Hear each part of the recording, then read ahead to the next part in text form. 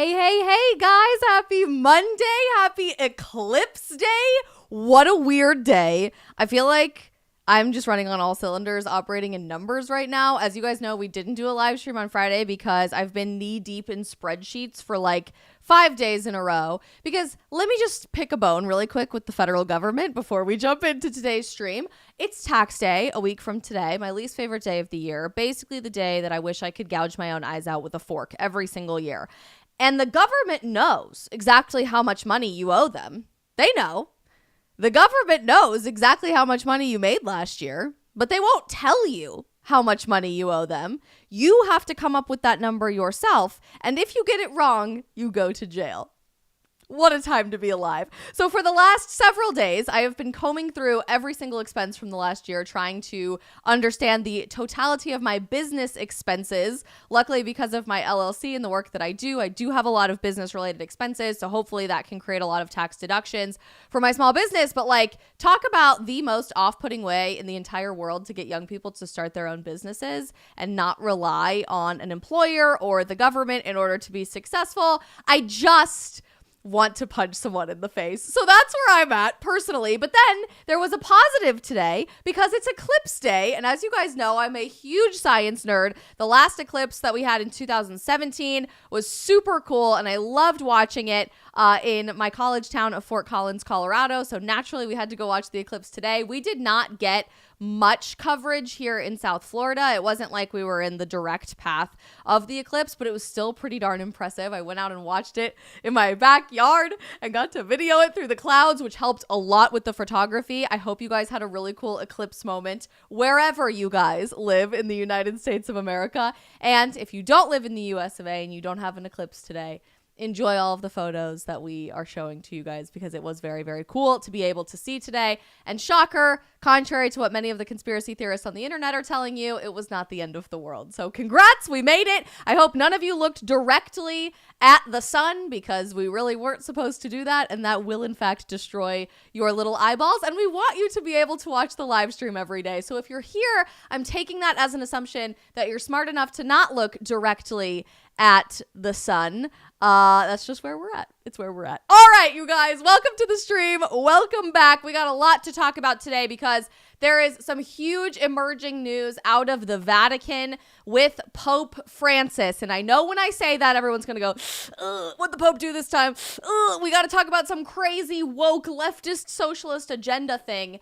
No, actually, we are talking the exact opposite coming from the Vatican and from Pope Francis and the Catholic Church today. There's a new document that came out, was published this morning from the Vatican called the Dignitas Infinita, which means infinite dignity, specifically relating to all kinds of stuff going on in our modern world that is actively threatening and or directly harming the inherent dignity of the human person. And the Vatican has officially come forward today to condemn things like gender theory and sex assignment surgery, surrogacy, abortion, and more. We are going to unpack all of it and how the media is reacting to it today on the stream. But before we jump into all of the nitty gritty, do me a huge, huge favor because we want as many people to be a part of this conversation as possible. Smash that like button if you guys haven't already. It could look like a thumbs up or a little heart depending on where you're watching. And most importantly, smash that follow or subscribe button to help us continue growing these channels one day at a time. We are like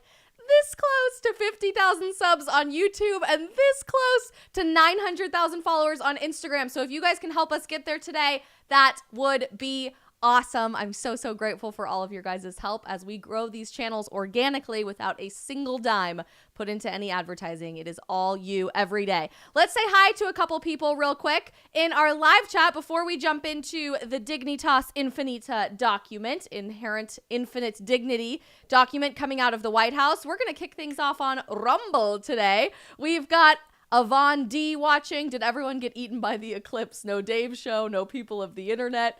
No, I did not get eaten by the eclipse, but I have been eaten by my taxes the last couple of days. First Amendment Rights is watching. John Best and Junkie Justice from Philly are tuning in on Rumble. We've got a bunch of people on YouTube, but for some reason, my YouTube chat is not refreshing, so I apologize to you guys why that is not happening. Here we go. Hazel's watching in Sweden. Jose is watching. We've got Maiden watching in Croatia. Tekken is watching in Canada. JC Flyer and more. Over on locals, we've got Nitty Witty, Tito, Red 4, Alex Padron, African Warlord, Crazy Cat Lady, and more. And finally, over on Instagram, we've got Kieran watching in Ireland. So very freaking cool. We've got Le Cupcake watching in Tampa. Rachel's in South Carolina. We've got Fiona watching from the UK. BMW is here.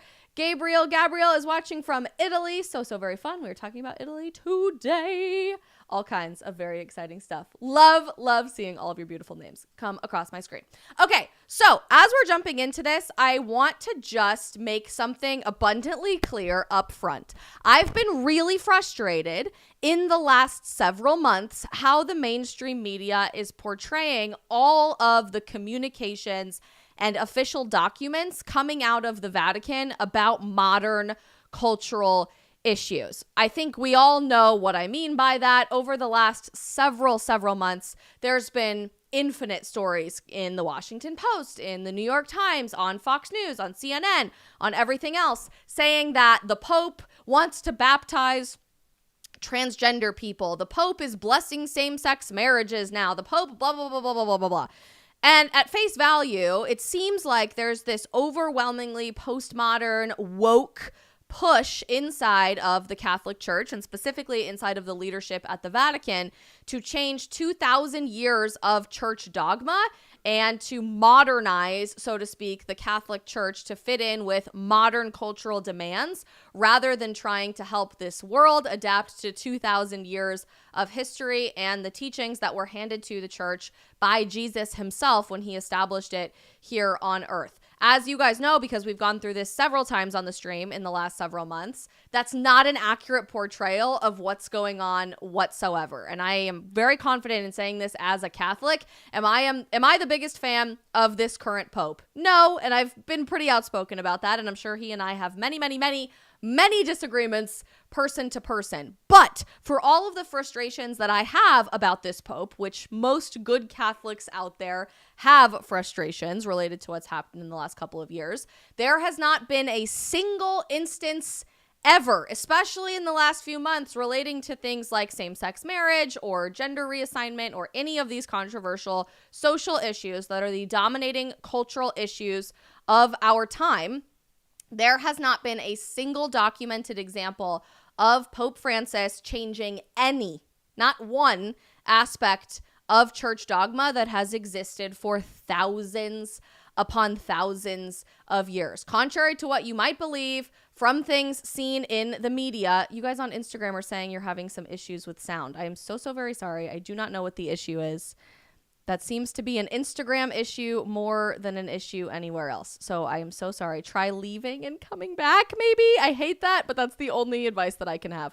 It is coming through on our end, 100%. So it's not an issue on our end. It's just an issue on Instagram. Anyway, there's not been a single documented example of the Pope changing church teaching. So contrary to what you guys may have heard on a headline or in a tweet or in a video on TikTok or on Instagram, you cannot celebrate a homosexual marriage inside of the Catholic Church. You cannot continue living an actively LGBTQ lifestyle if you decide to get baptized in the church. Actually, we just did the whole round of baptisms for adults all over the world on the Easter Vigil last weekend, where in fact you have to say, do you renounce Satan? Yes. Do you renounce all of his works? Yes. When you are baptized and you join the church, you pledge to leave a life of sin behind and choose pursuing a life of sainthood and virtue when you are baptized and you join the church. So there's a lot of confusion and a lot of misinformation and a lot of crazy stuff out there about what the Pope believes or what the Catholic Church believes or what Catholics believe that's being inaccurately portrayed, specifically, in my opinion, to continue dividing Christians all over the world and make us hate one another and fight with one another in an era that we need to be linking arms now more than ever before. And this effort by the media is incredibly successful. I personally have been attacked and had some crazy posts, have thousands of tags in the comment section begging me to respond to them from lots of people in the conservative movement. There's been a lot of misinformation politically about what's going on in the Catholic Church, that no good Catholic could ever be politically a conservative in America, or even people that I have called friends for many years saying all Catholics are going to hell because XYZ. Crazy stuff, insane things going on. So, beyond all of this, I'm frustrated not just by the inaccurate portrayal of what's happened in the media with the Catholic Church in the last 6 months to a year, but also the level of division that people are buying into because they're not taking the time to actually read what the Vatican is putting out there, the actual documentation, the primary source. They're listening to one TikTok video from someone who is horribly misinformed, or they're reading one headline that they saw in one tweet and immediately assume, this is what everybody believes, even though there's a whole lot more nuance to it. So largely because of all of the insane stories that have been out there in the media and how the Catholic Church's teachings have been inherently skewed in the last year or so, the Vatican decided to put out a new document today, officially on behalf of the Catholic Church, that is a declaration. So this is not just Pope Francis saying, this is my opinion on something, this is what I personally believe as an individual. This is the Catholic Church as an institution reaffirming what we believe, and you can find an entire comprehensive list of all of our beliefs in a document called the Catechism of the Catholic Church, by the way. But this is reaffirming everything we have believed about the inherent dignity of the human person. And this new document is called the Dignitas Infinita, as I already said, which in Latin means infinite dignity of the human person, because we are made, according to the church, in the image of God. And even if you guys aren't Catholic, if you're a different denomination of Christianity, if you are religious but not in the Christian sense, or you are completely atheist and you want nothing to do with religion in your life, I highly encourage you to listen to this document as we unpack it together and stay through the entire stream, because you can't accurately defend what you believe in, or you can't have a well-informed conversation about what's going on in the world, even culturally, from a political or secular perspective, on issues like gender theory and abortion and sex change surgeries and surrogacy and IVF and everything else that's impacting the dignity of the human person, if you just read the headlines or you just watch misinformed videos about this stuff. So stick around, even if this isn't something that you think you might personally agree with at the beginning and onset of this conversation. I thought it'd be important to show you how the media is reacting to this publication from the Vatican, and then dive into all of it together. And then I'd love to get your thoughts on everything that's going on, because today is a really controversial day, especially on the topic of abortion, which this document dives into very deeply in the United States. The front-runner candidate for the Republican Party, Donald Trump, is issuing his personal perspective on what to do about abortion policy, which his very pro-life voter base is eager to get some clarity on and some moral direction on as he continues running for president of the United States and we get closer to November. We'll tie all of that in here at the end, but let's just kick things off with how the media is reacting to this new Vatican document. The Washington Post this morning, and almost every single headline specifically relates in some way, shape, or form to this type of inflammatory language. Vatican says sex change intervention risks threatening human dignity. Interesting.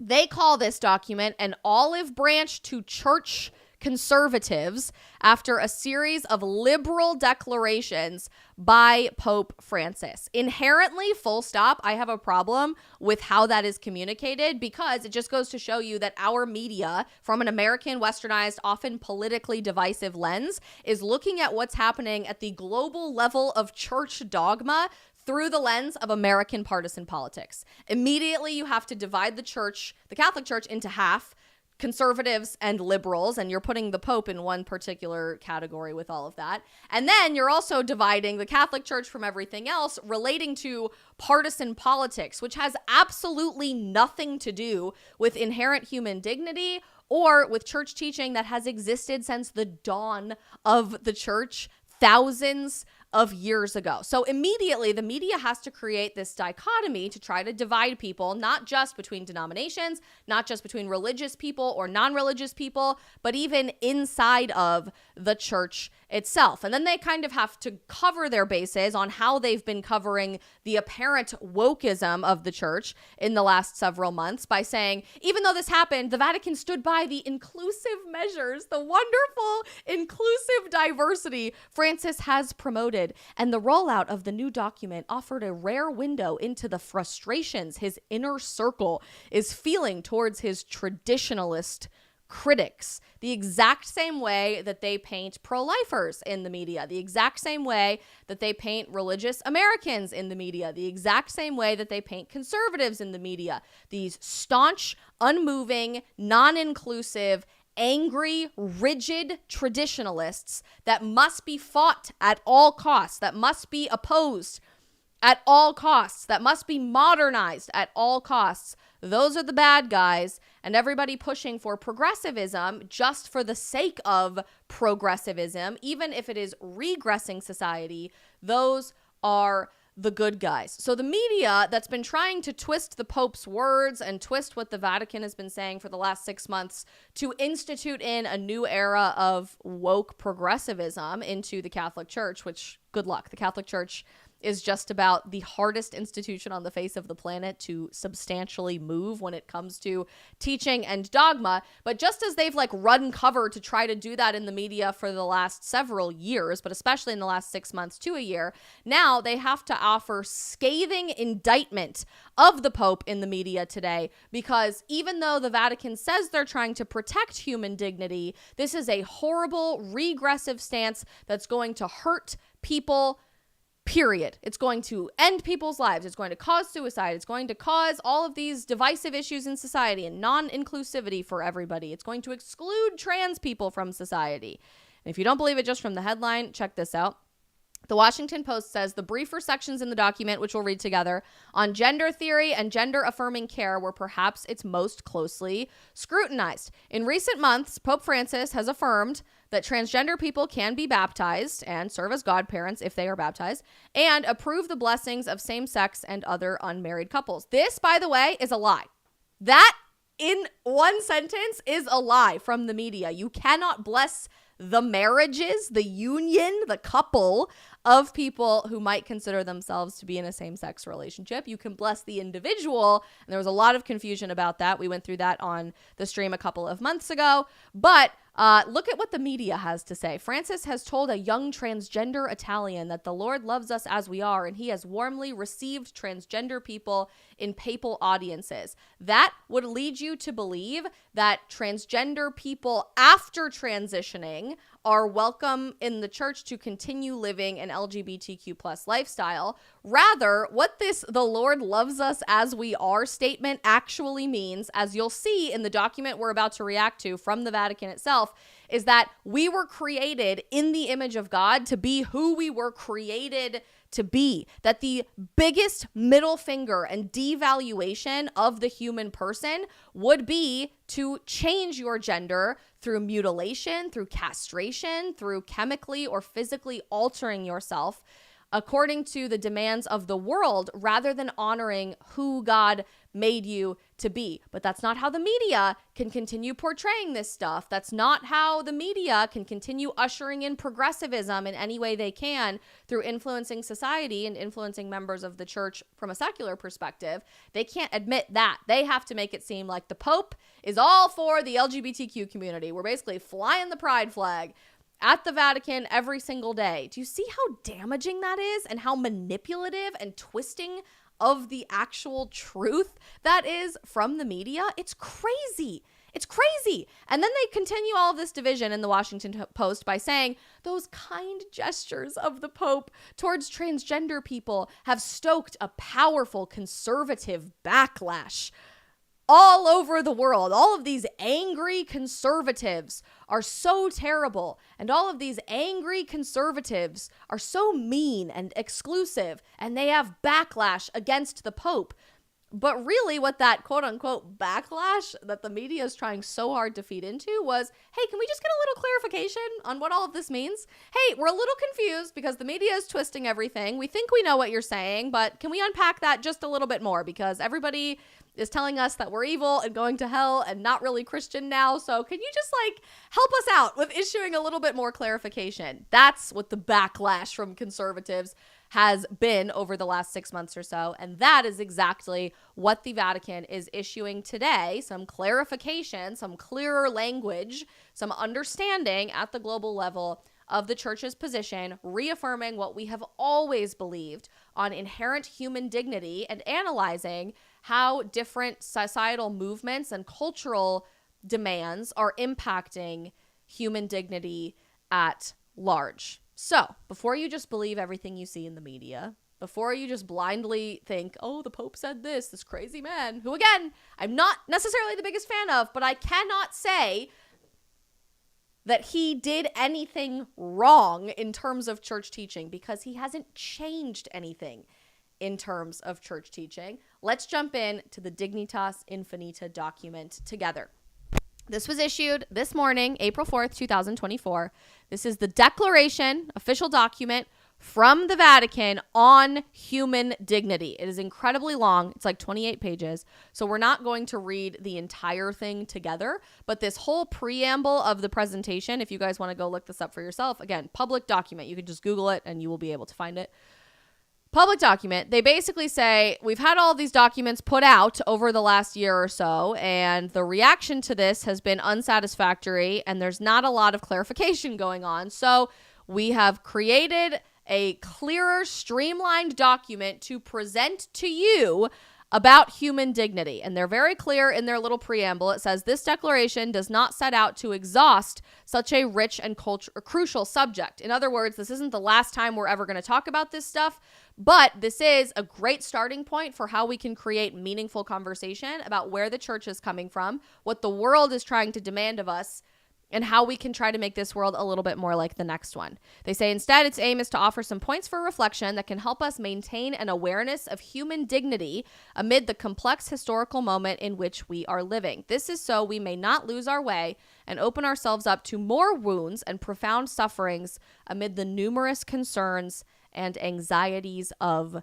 our time. I love that because as we jump into some more nuanced subjects here like transgenderism and abortion and surrogacy and IVF, everything that I try to say in relation to these subjects as a creator, when I speak on campuses, when we're here on the live stream, in the books that I write, etc., is that our goal should never be to cause more suffering to people who are clearly experiencing suffering. For example, when I do events on campus with Students for Life, and we try to talk about the lies of the abortion industry and how it's so damaging to our generation, I always get asked questions, well, what about a 16-year-old girl who was raped by her dad? It's always this crazy example. And the baby has some sort of disability and it's not going to survive and all of these things are working together. Why would you want to make that girl carry that pregnancy to term? Why would you want to force her to be pregnant? And I always like to say, look, let's just back up. Clearly, the girl in this example, fictional person that you've created in this example, has been suffering terribly through so many different examples. She's emotionally suffering. She's physically suffering. She's in a very dark place. Why would we want to cause more suffering for her life where A, we put her life at risk? She might not survive. She might die in an abortion procedure. But also we know is guaranteed to give her more anxiety, more depression, increase her risk of suicide by 6 times compared to moms who give birth to their children. The answer to suffering and anxiety and depression and hurt and harm is never to add more of that thing.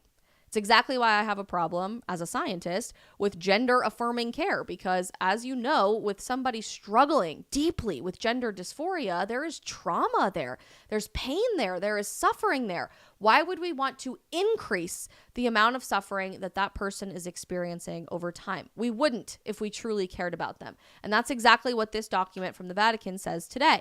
We have to maintain our awareness of human dignity amid the complex historical moment in which we are living so that we do not lose our way and so that we do not open ourselves up to more wounds and more profound sufferings amid the numerous anxieties of our time. Could not have said that better myself. So again, you guys can read this entire 28 or so page document on your own if you look it up on Google, but I wanted to highlight just a couple of things for you here at the top. First and foremost, the entire point of this document is to reaffirm the infinite dignity, the Dignitas Infinita of every human person. They say every human person possesses an infinite dignity, inalienably grounded in his or her very being, which prevails in and beyond every circumstance, state, or situation the person may ever encounter. This principle, which is fully recognized even by reason alone, underlies the primacy of the human person and the protection of human rights. In the light of Revelation, the Church resolutely reiterates and confirms the ontological dignity of the human person, created in the image and likeness of God and redeemed in Jesus Christ. From this truth, the Church draws the reasons for her commitment to the weak and those less endowed with power, always insisting on the primacy of the human person and the defense of his or her dignity beyond every circumstance. That is a powerful lens through which to view the incredibly complex issues of our time. And if you're trying to understand what the Catholic Church, which is an institution that's existed for 2,000 plus years and operates far outside of the constraints of American partisan politics, if you're trying to understand how the church approaches abortion or how the church approaches gender or how the church approaches XYZ, war, poverty, surrogacy, IVF, parenting, etc., through the lens of conservatism versus liberalism, through the lens of republicanism versus democratic ideology of the Democrat Party, you will fundamentally misunderstand the point of what the church is doing, because this is bigger than politics. This is bigger than who's running for president of the United States. This is bigger than which party is in control in Congress.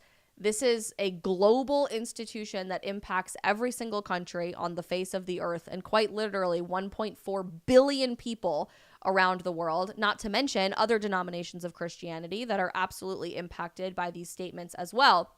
So I want to encourage you, as we dive into each little subsection here, divorce your mind from Republican versus Democrat. Divorce your mind from conservative versus liberal in the partisan political sense here for a moment. Understand that we're looking at this through the lens of human dignity, not through the lens of partisan politics. And let's see what they have to say at the Vatican today to reaffirm what the church has always taught about these various issues. They start talking later in the document about moral and social spheres. And I think this is really interesting. They're asking these fundamental questions as morality has changed and as social ideology has changed in the modern world. Please go read this whole document because it is absolutely so good. But again, we're just going to highlight a few things here. They issue some statements on what they call grave violations of human dignity, starting in the 33rd paragraph of this document. They talk about that the idea of human dignity needs to be a human right around the world. Every human being has the right to live with dignity and to develop integrally, which is a tireless reminder from our current Pope, according to the document. And they start unpacking this in some various different ways and specifically start mentioning different social issues that apply more in the modern era than they ever have in church history. And I know, again, I'm so sorry this is so small on Instagram. This is just as big as we could possibly make it for you guys. They start talking about offenses against life, which is a grave violation of human dignity, such as murder, genocide, abortion, euthanasia, and willful suicide, all of which must be recognized as contrary to human dignity. And furthermore, the church is affirming that all violations of the integrity of the human person, such as mutilation, physical and mental torture, and undue psychological pressures, also infringe upon our dignity. So we have a moral responsibility as members of the church, as believers, as followers of Christ, to protect and affirm and speak out against violations of both human dignity and human integrity. And we need to do that for a myriad of social issues that have always challenged humanity, but also those that are a bit more modern to our current era, arguably even postmodern, that are ideas that haven't been around forever. So we're going to scroll past some of these because these are just reaffirming things that we've always believed about war, about immigration. And then we get to these modern issues, and I find this so eye-opening. Number one, human trafficking. Where is there any political member around the world that is actually doing a huge service to fight human trafficking? Anywhere? Because I don't really see members of Congress doing this. I don't really see people running for president talking about this. I don't really see prime ministers or presidents of other countries taking strong action against human trafficking. So again, when you look at this through partisan politics and you think one party cares and the other party doesn't, at least on issues like this, literally both parties do not care. They refuse to even acknowledge that this is a problem that's happening. And the media would like for you to believe that human trafficking is some right-wing QAnon conspiracy theory and doesn't deserve our attention because of movies like Sound of Freedom, critically acclaimed and changing the entire global conversation on this. But you are seeing the church talk about this because this isn't really about right versus left. It's not about Republican versus Democrat on any of these issues. It is about human dignity. Human trafficking, the Vatican says, must also be counted among the grave violations of human dignity. While it is not a new phenomenon, it has taken on tragic dimensions before our eyes, which is why Pope Francis has denounced it in particularly emphatic terms. He said, I reaffirm here that the trade in people is a vile activity, a disgrace to our societies that claim to be civilized, right and left wing alike. Exploiters and clients at all levels should make a serious examination of conscience, both in the first person and before God. Today, the church is renewing her urgent appeal that the dignity and centrality of every individual always be safeguarded with respect for fundamental rights, as her social teaching emphasizes. She asks that these rights really be extended for millions of men and women on every continent, wherever they are not recognized. In a world in which a lot is said about rights, how often is human dignity actually trampled upon?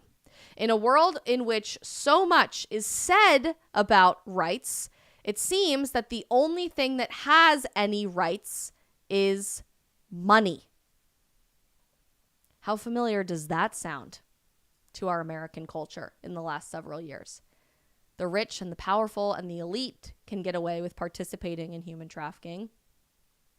They won't be arrested. They won't be prosecuted. Their names on lists won't even be released to the public because of their power, influence, and wealth. And yet we claim to live in a civilized society. We claim to live in a progressive society. We claim to live in a society built upon the foundation of God-given human rights. But how often are those rights completely eviscerated from society because of wealth and influence and political power? It's crazy to think about. Speaking of, apparently there was some new episode of the Quiet on Set documentary series that just dropped, and nobody was expecting it to come out. It was like an extra bonus episode, so I cannot wait to react to that later this week on the series. But I actually like that the Vatican goes further than just saying human trafficking is a problem and human trafficking is something that we have to be fighting. They specifically identify areas of human trafficking that we need to be fighting against. For example, the marketing of human organs and tissues, which is a huge byproduct of the abortion industry, actually. And there are huge problems happening even in the United States at places like the University of Pittsburgh, where they have contracts with Planned Parenthood to purchase aborted children, to purchase aborted babies, and to purchase their organs and tissues to do experiments upon, which is crazy. The sexual exploitation of boys and girls, slave labor, including prostitution, the drug and weapons trade, terrorism, and international organized crime. All are things that we cannot cease fighting against in the fight against human trafficking. The document goes then into sexual abuse, violence against women, all very important things for us to be talking about with the dignity of the human person. And it gets particularly controversial for our media when they start talking about abortion. I can't tell you how many times I have heard people say, Pope Francis is pro-abortion. Pope Francis is changing the church's teaching on abortion. Pope Francis, da-da-da-da-da. No, literally has never changed, has never been any sort of a conversation happening at the Vatican. And I hope this puts a lot of questions to rest for you about what Catholics actually believe related to abortion. The church consistently reminds us that the dignity of every human being has an intrinsic character and is valid from the moment of conception until natural death. Womb to tomb, as a lot of us pro-lifers like to say. It is precisely the affirmation of such dignity that is the inalienable prerequisite for the protection of a personal and social existence, and also the necessary condition for fraternity and social friendship to be realized among all the peoples of the earth. On account of the intangible value of human life, the Church's magisterium has always spoken out against abortion. In this regard, Pope St. John Paul II writes, among all the crimes which can be committed against life, procured abortion has characteristics making it particularly serious and deplorable. But today, in many people's consciences, the perception of its gravity has become progressively obscured. I love that. God, JP2 is so well written. The acceptance of abortion in the popular mind, in behavior, and even in law itself is a telling sign of an extremely dangerous crisis of the moral sense, which is becoming more and more incapable of distinguishing between good and evil, even when the fundamental right to life is at stake. Given such a grave situation, we need now more than ever to have the courage to look the truth in the eye and to call things by their proper name without yielding to convenient compromises or the temptation of self-deception.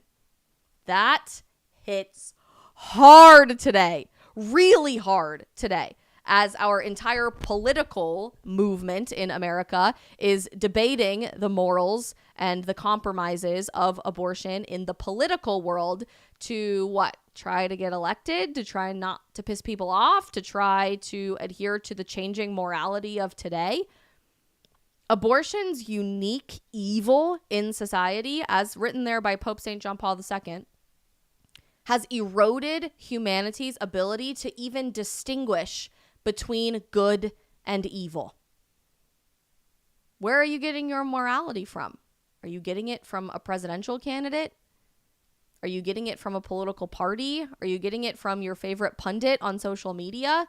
Or can you think bigger than that to understand that every human being is worthy of our protection? I don't know. I don't know that most people are willing to do that today or even able to, because our morality has become so clouded and colored by politics, frankly. I love how they go on to say this in the document. No word has the power to change the reality of things. In other words, trying to change the definition of abortion to termination of a pregnancy or to taking out a clump of cells or to women's health care. You can't change the reality of what it is. And what is it? Here's what the church has to say. Procured abortion is the deliberate and direct killing by whatever means it is carried out of a human being in the initial phase of his or her existence, extending from conception to birth. Unborn children are thus the most defenseless and innocent among us. Nowadays, efforts are made to deny them their human dignity and to do with them whatever one pleases, taking their lives and even passing laws preventing anyone from standing in the way of this. It must therefore be stated with all force and clarity, even in our time, with all of the moral clarity in the world, even when it's controversial, even when people are not going to react well to it, even when it's not popular or the majority opinion, that this defense of unborn life is closely linked to the defense of each and every other human right. It involves the conviction that a human being is always sacred and inviolable in any situation and at every stage of development. Human beings are ends in themselves and never a means of resolving other problems. Oh, powerful, powerful. And frankly, every single American conservative politician, every single politician, period, needs to read that. But particularly every single pro-life conservative politician in the United States needs to read those exact words. Because compromise on the most innocent and defenseless in society among us has created a can of worms for endless other violations of human dignity that even 5 years ago, 10 years ago, would have been unthinkable for us to even be talking about, but demanded moral clarity from the Universal Church, from the Catholic Church today in this document. And what examples have those manifested to be? Surrogacy and IVF, physician-assisted suicide, or euthanasia. Just last week, we posted a video of Canada's new MAID program, Medical Assistance in Dying, in which literally as we speak, there is a 27-year-old girl in Canada who has been given the green light by the Canadian government to end her life through the government-provided healthcare system in the Medical Assistance in Dying program, not because she has a terminal illness, not because her life is completely unable to be lived, but because she has autism and ADHD and has literally been convinced by the healthcare providers in her life, healthcare being a subjective term there, that her life is not worth living, that it's better to die with dignity than to live your life. Yikes. Beyond that, sex change surgery and gender theory, etc., all of which are impacted here in this document. So at the risk of going way too late on the stream tonight, I just want to make sure that we hit a few of these for you guys to see what actually is church dogma on these issues. Number one, surrogacy. I think this is going to become a much more common conversation in the Western world in the next couple of years. I think historically it's been something that we're kind of avoiding talking about because nobody was really sure how we felt about it. And particularly with in vitro fertilization, there's not a lot being talked about from a bioethics and moral ethics perspective secularly, at least in the United States. The church has always taken a stand against the practice of surrogacy and against the practice of in vitro fertilization. This is bigger than IVF, but both are condemned by the church as a degradation of human value. Pope Francis has to say this: the path to peace calls for respect for life, for every human life, starting with the life of the unborn child in the mother's womb, which cannot be suppressed or turned into an object of trafficking.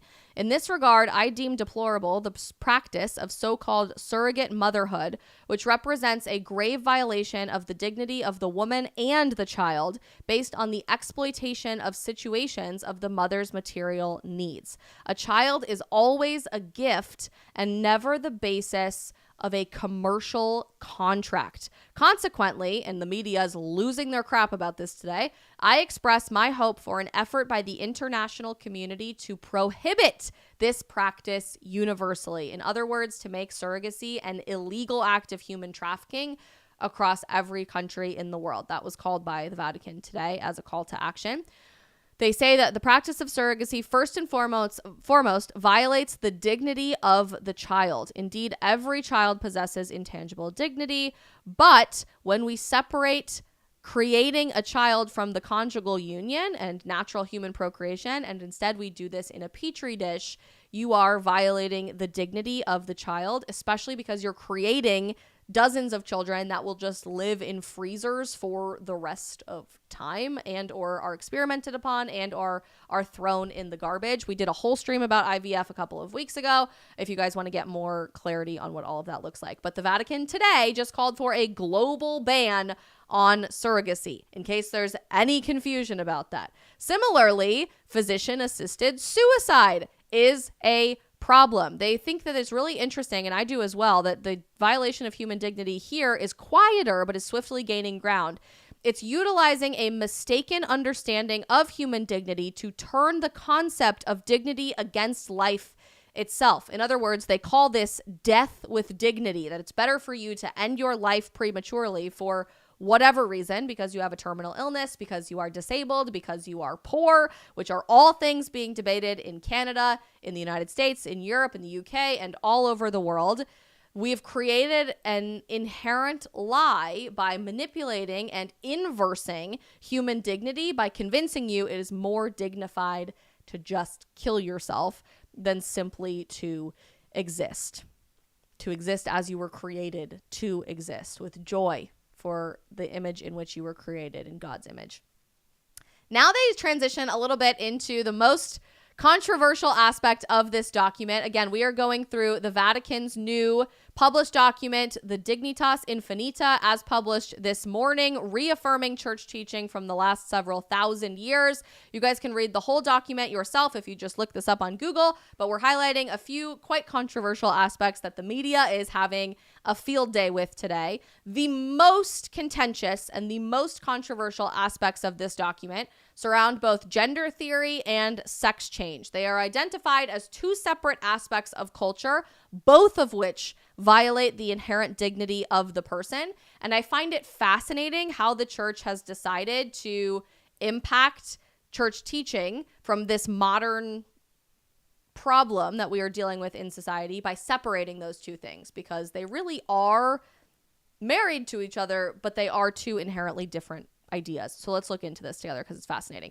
Gender theory, first and foremost. The church wishes, first of all, to reaffirm that every person, regardless of their sexual orientation, ought to be respected in his or her dignity and treated with consideration. So unjustly discriminating against somebody is to be carefully avoided. At the same time, though, the church highlights the definite critical issues present in gender theory. On this point, Pope Francis has reminded us that the path to peace calls for respect for human rights in accordance with the simple yet clear formulation contained in the Universal Declaration of Human Rights, which actually I have some issues with, but I find that interesting.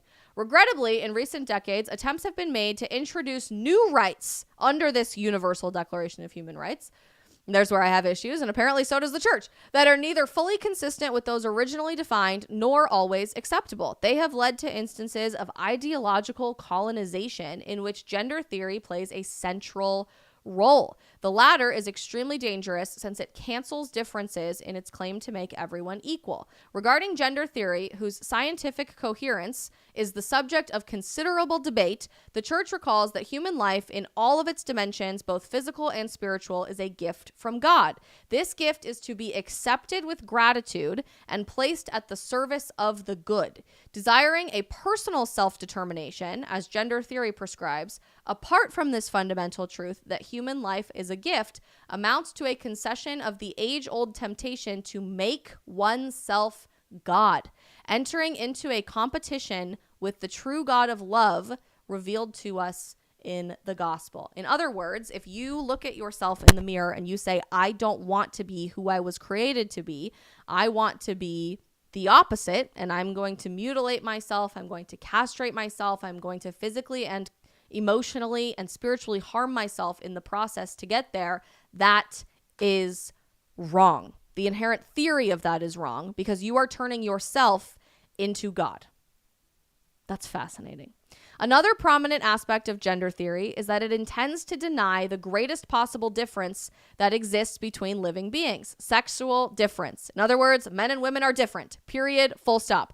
This foundational difference is not only the greatest imaginable difference, but is also the most beautiful and most powerful of them. In the male-female couple, this difference achieves the most marvelous of reciprocities. Oh, how beautifully said. It thus becomes the source of that miracle that never ceases to surprise us, the arrival of new human beings in the world. So under the umbrella of gender theory, the church has just reaffirmed, A, you don't change your gender because that's wrong, because that's making yourself the God of your life instead of God. And B, the male-female union was inherently created to complement one another based on our fundamental differences that are echoed throughout all of nature, throughout all living beings, and that is unique in its ability to bring the gift of new life into the world. Can we get W's in the chat for both of those things? And then they double down. They reaffirm all of that by saying, in this sense, respect for both one's own body, gender theory as it applies to your gender expression, and that of others, how you engage in relationships with other people, is crucial in light of the proliferation of claims to new rights that don't really exist, advanced by gender theory. This ideology envisages a society without sexual differences, thereby eliminating the anthropological basis of the family. It thus becomes unacceptable that some ideologies of this sort, which seek to respond to what at times are understandable aspirations, manage to assert themselves as absolute and unquestionable, even dictating how children should be raised. In plain secular speak there, what they're trying to say is that the gender theory movement, the LGBTQ plus movement, gender ideology that frankly I like to call gender theology, because a lot of these people are frankly just worshiping the idea of gender and the demands of the LGBTQ plus LMNOP alphabet soup community more than they understand that there's something larger than ourselves, which is crazy. Gender theology as an umbrella has created countless spin-off problems, something politically we often like to call the slippery slope in America, that's trying to change fundamental truths about the universe everywhere, including how children should be raised, what the family is supposed to look like, if you even have rights to a family at all. Maybe it's more of a community raising the children situation, a direct attack on the family unit, which we're seeing all over Western civilization today. We're looking at an erasure now even between humans and animals with a lot of this weird identity crap going on in the world. So, based on all of this, it needs to be emphasized that biological sex and the socio-cultural role of sex, gender, can be distinguished but not separated. Men are men, women are women, men cannot be women cannot be men, and men and women were designed uniquely to work together in a union that only works between the two of them. Period, full stop. W's everywhere is all I have to say about that. Therefore, all attempts to obscure this, to change the definition, to make this confusing or wrong, are to be fully rejected.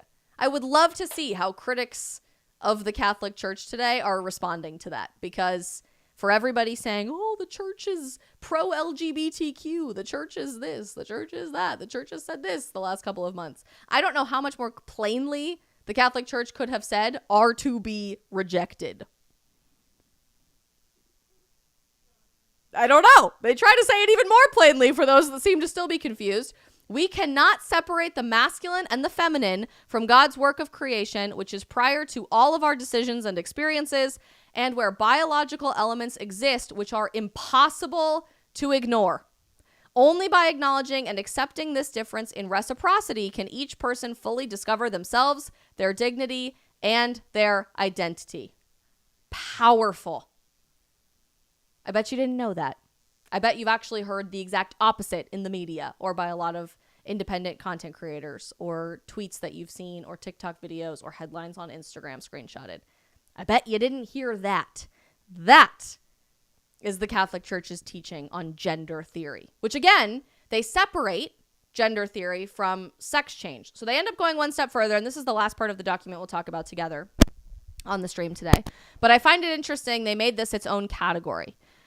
The Vatican published, the dignity of the body cannot be considered inferior to that of the person. So your body and your soul matter together during this lifetime and eventually in the New Jerusalem. The Catechism of the Catholic Church, again, if you are not Catholic and you might not know what that means, is a gigantic document, usually bound in a book because it's so big, describing every single teaching of the Catholic Church throughout all of time. So please go reference that. Expressly invites us to recognize that the human body shares in the dignity of the image of God. Such a truth deserves to be remembered, especially when it comes to sex change, for humans are inseparably composed of both body and soul. In this, the body serves as the living context in which the interiority of the soul unfolds and manifests itself, as it does also through the network of human relationships. Constituting the person's being, the soul and the body both participate in the dignity that characterizes every human. Moreover, the body participates in that dignity as it is endowed with personal meanings, particularly in its sexed condition. In other words, in plain language, A man's body is different from a woman's body, and our bodies do, in fact, impact our identity. Period, full stop. And scientifically, that's true 100%, even if you're not religious per se, but you are a scientist or into biology. My favorite things to learn about in physiology and anatomy class were generally differences between the sexes, because it was fascinating how hormones and neurotransmitters and bone density and muscle mass and your brain structure and everything works fundamentally differently for men as it does for women, which of course impacts our identity and dignity at large. It is in the body that every person recognizes himself or herself as generated by others. And it is through their bodies that men and women can establish a loving relationship capable of generating other persons. Again, as we just heard above in the previous section, only through a male-female union. Teaching us about the need to respect the natural order of the human person, Pope Francis affirmed that creation is prior to us and must be received as a gift. At the same time, we are called to protect our humanity. And this means, in the first place, accepting it and respecting it as it was created. It follows, then, that any sex change intervention, as a rule, universally, threatening the unique dignity the person has received from the moment of conception. This is not to exclude the possibility that a person with genital abnormalities that are already evident at birth, intersex individuals, or develop later may choose to receive the assistance of healthcare professionals. However, in this case, that's not constituting a sex change. But if you're specifically looking to mutilate your body, to undergo top surgery or bottom surgery, to chop off parts, to add new parts, etc., sex change interventions, as a rule, risk threatening the unique dignity the person has received from the moment of conception, and therefore is something we have to keep fighting against. I feel so much encouragement reading this document, which again, for your guys' reference, is called The Doctrine of the Faith, Dignitas Infinita, on human dignity. Infinite dignity in Latin, in case you don't know what that means. Published today by the Vatican. This is at press.vatican.va. You can just look this up for yourself. This is all public information, public documentation. And I encourage you to read the whole thing. But I'm so encouraged to read this in a time that I feel like for the last several months, the world has been painting a picture that is constant apocalyptic doom and gloom. I mean, even this morning, let's talk about the freaking eclipse. How many videos and posts did I see about the fact that the eclipse was the end of time? The eclipse was the end of modernism. The eclipse was going to be the rapture. The eclipse, blah, blah, blah, blah, blah, blah, blah, blah. Like just insane things all over social media. And frankly, I've been feeling kind of convicted about this lately. And this is me just being really honest and transparent with you guys, that often on these channels, we feed into a lot of the manufactured outrage and some of the conspiracies. I'd like to think I have a filter related to conspiracies, that I only go after the ones that are clearly manifested conspiracies that like actually are people lying to you. But I'm the first to admit, sometimes we buy into the hysteria, and sometimes we cover stories that we didn't really need to cover because it's good for clicks and it's good for engagement, and it just is filler content rather than specifically creating content in goodness, in truth, in hope, and optimism.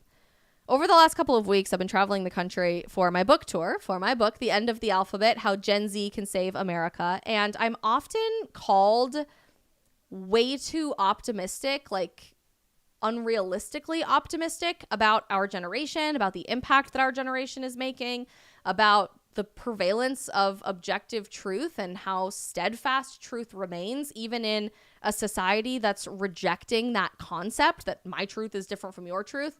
I've been told that I am blindly, naively optimistic by like almost every single podcast host that we've talked about the book with, by a lot of TV and radio hosts over the last couple of weeks.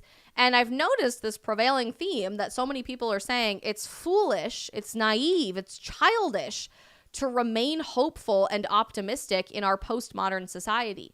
I could not fundamentally disagree with that premise more. And I hope that this document, in the era of the Catholic Church is so evil and buying into postmodern wokeism that you've heard for the last 6 months to a year, I hope this document gives you hope in the midst of all of the upside down insanity that we are hearing with the powers that be secularly, frankly, with authoritarian leftism, which has taken over every aspect of American culture, including the media, specifically aiming to divide and conquer us. We are only conquerable if we buy into that division, if we believe the propaganda, if we don't take the time to be well informed, if we don't take the time to educate ourselves and actually read primary documents like this instead of brief headlines in the Washington Post or the New York Times or a tweet or a TikTok video or an influencer post. We are only able to be conquered. We are only hopeless if we stop fighting for beauty, for goodness, morality, and maybe most importantly, for truth. And while it seems bleak often in our very insane upside down society, I like to talk about how we live in the upside down, invoking some imagery from Stranger Things there, I'm never hopeless because every day I see more and more and more people, largely from within our generation, but across the spectrum, willing to stand up and fight, to stand up and profess goodness, to stand up and protect beauty, and most simply, to stand up and tell people the truth, even when that's difficult, even when truth is a bygone concept, even when it's not popular or the majority opinion. And that's exactly what this document does. It tells people the truth that has existed since the dawn of time, even outside of time, and will always persist, no matter who the president of the United States is, no matter who's controlling Congress, no matter who your prime minister or your president in your country is, no matter who's controlling the media and pulling the levers of information, no matter what happens in this lifetime. Because the truth is, even if all of this went away tomorrow, even if the United States ceased to exist tomorrow, if the internet went out tomorrow through an EMP attack, which is sadly a very real possibility in the world that we live in, if all of my platforms got taken away because I was shut down, I was censored, if my family ceased to exist tomorrow, if my fiance ceased to exist tomorrow, I still have an obligation and a privilege, an opportunity to do that very simple thing with whatever sphere of influence I have, and you do too, to get up and tell people the truth. I think over the last several years, particularly as American politics and Western politics at large, this applies to all of you watching in Canada and the UK and Europe as well, it's become so tempting, so easy, so low-hanging fruit to buy into the division and to contribute to it.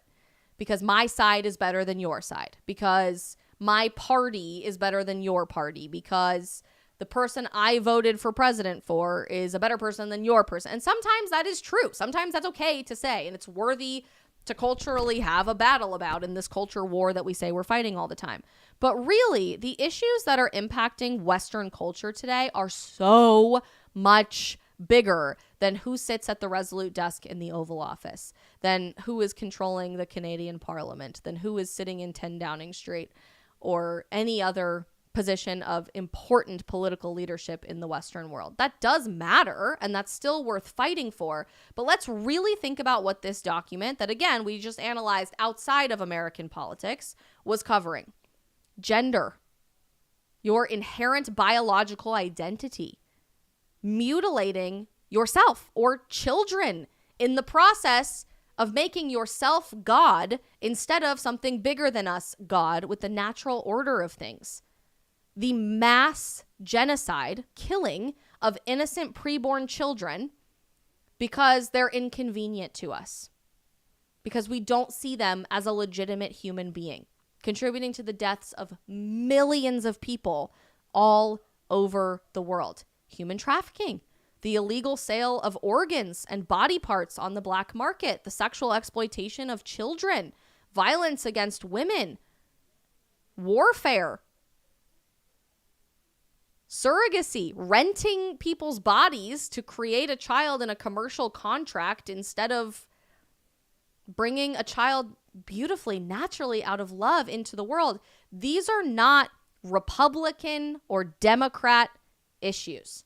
These are not conservative or liberal political issues. These are issues of human rights. I'm not here to tell you that politics doesn't matter, because it does, and that would be hugely hypocritical of me, because I literally just wrote the book on how to change things in politics and in culture. But over the last couple of years, I made a conscious decision to think so much bigger than politics, to realize that issues culturally that are changing our entire fabric of society today are so much bigger than what party is in power or who is the president of the United States or who you're voting for in a few months. Because they are. And we can never hope to impact anything politically if we can't first be willing to change culture by reorienting our society toward the truth and toward the protection of human dignity. I don't know where you get your morality from, but we talk all the time about how politics is downstream from culture. So if you're not getting your morality from something bigger than politics, that's a problem. And I hope that this is a wake-up call for you to realize you don't necessarily have to do exactly what I'm doing. I would love that. We could talk about that anytime, but you can't get your sense of moral objectivity and goodness for society from someone who is willing to compromise on that to get elected to a political position. And that applies to every single politician on the entire face of the planet. They are people. Their positions change. Their opinions are compromised based on what's politically expedient. Whether that's faith and the church, whether that's your community, whether that's traditional cultural values that this country was built upon, if you're not obtaining your morality from something larger than yourself, you are potentially putting yourself in a position to be victimized by the changing whims and changing subjective morality of the day. And I think that's exactly what society, particularly in America, has seen over the last 10, 20, 30, 40, 50 years. Good people haven't sought something bigger than ourselves because we haven't really needed to. Life's been pretty damn easy. We've been operating on easy mode in the Western world for a very long time. And now that we're not, crap's hitting the fan and we're saying, oh no.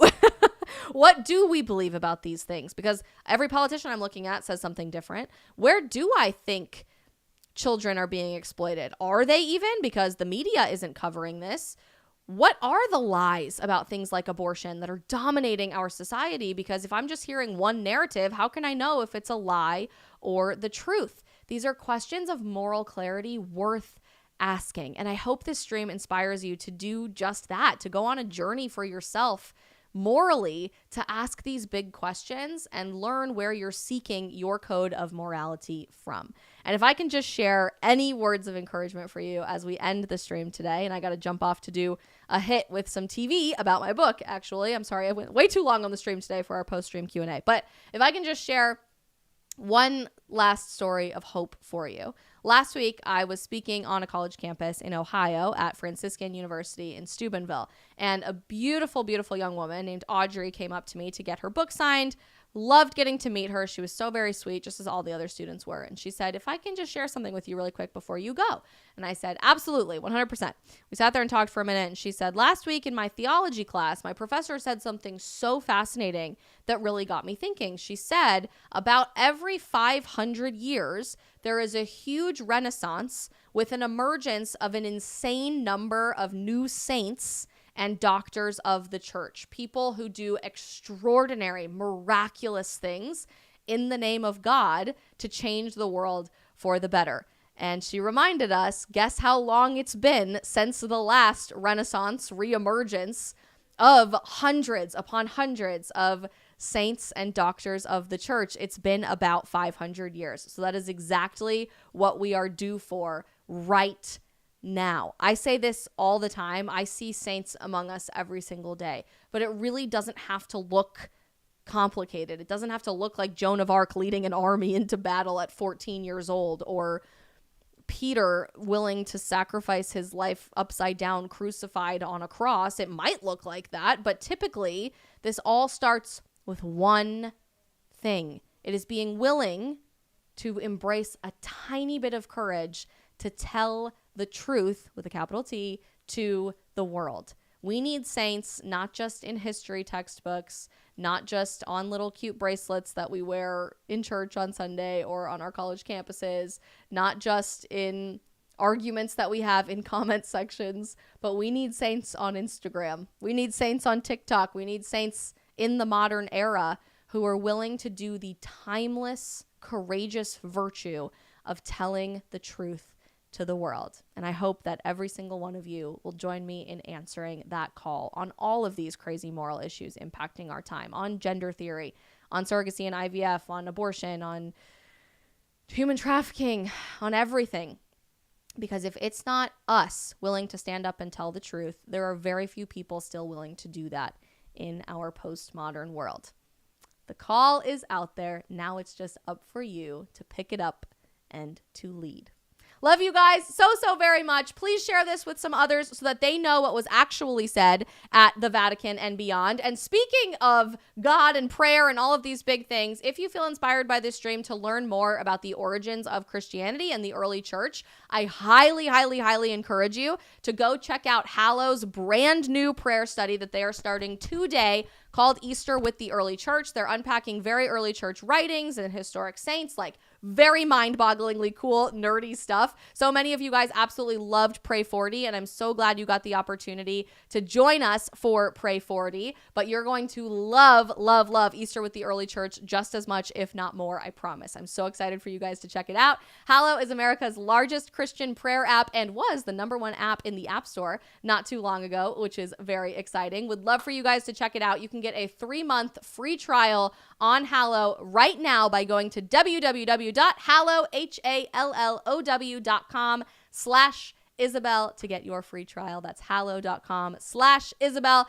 And huge thank you to our amazing friends over at Public Square. I have got to fix this microphone, whatever. It keeps dropping. I'm sorry. I'm just having ADHD at the moment. Thanks to our amazing friends over at Public Square for helping to make our stream possible every single day. If you guys haven't already checked out Public Square, they are America's largest and fastest growing marketplace of pro-family, pro-freedom, and pro-faith businesses. Everything from clothes to wear, to books to read, to people to plan your vacation, and even to do your taxes, which we all are struggling with this week. Head to publicsquare.com to add your small business or check out their listing of almost 100,000 small businesses all over the country that you can feel really good about supporting with your values. God bless you guys. I love you. Don't forget to follow or subscribe, and we will be back for the stream tomorrow at 3 p.m. Eastern. Bye.